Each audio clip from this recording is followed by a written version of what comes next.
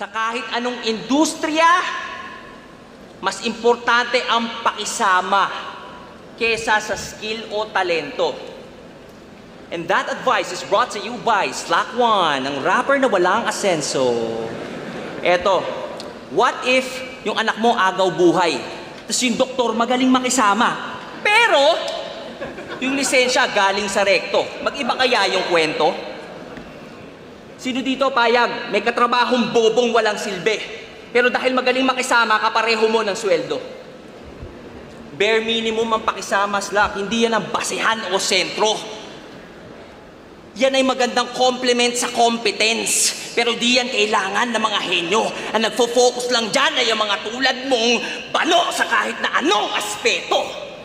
Kaya nga nabubulok ang gobyerno, kasi yung mga bagong naluluklok na gusto ng progreso, bilang pagsunod sa proseso, ay inuudyok na makisama sa mga bugok na nauna sa pwesto. Sistemang padrino, kaya nga yung mga kurakot ayun absuelto. At ang punot dulo ay ang putang inang pakisama mindset na iyong nirereto.